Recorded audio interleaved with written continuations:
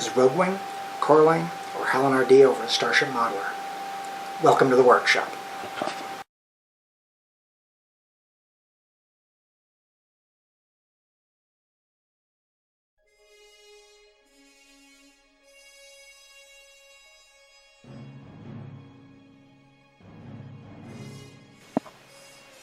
Okay, good news as we start this next update.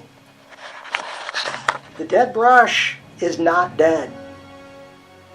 Thanks to the advice of the guys over at Scale Model Addict, I picked up some of that, soaked it for about 24 hours, had it completely apart, put it back together, and it's blowing paint again.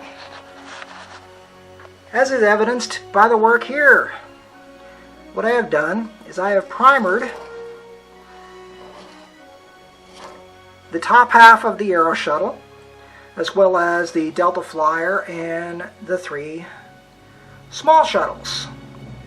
What I did was I decanted some of the Krylon primer into an old cup. I probably should have thinned it a little more, but I sprayed it straight out of the can, which meant I had to kick the pressure up to about 30 psi to get it to work right. But that's where we're sitting at the moment. Those are all in their nice primer gray.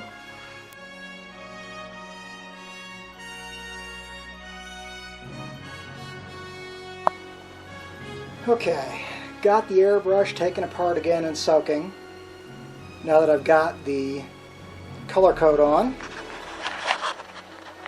as you can see, they're semi-light gray.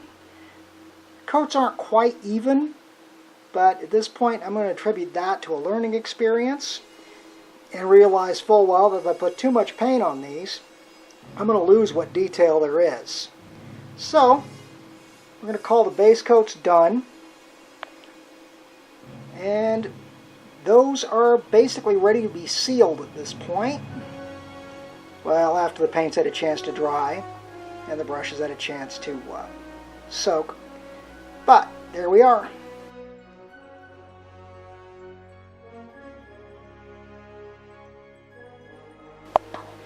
Okay, after further review I decided to go ahead and clean out the airbrush again so I could try another coat of the camouflage gray on the smaller craft, the Aero Shuttle, the Delta Flyer, and the shuttlecraft. You can see the end result.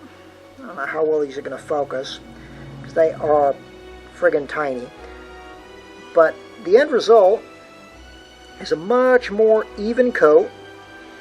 At this point I am convinced the airbrush has forgiven me for what I did to it, and I can move on.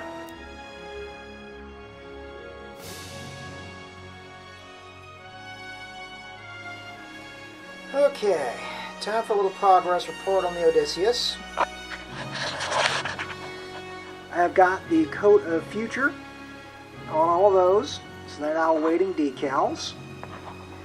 Now I come back up here to the bench, and I have finished the detail painting and final assembly on the Odysseus herself.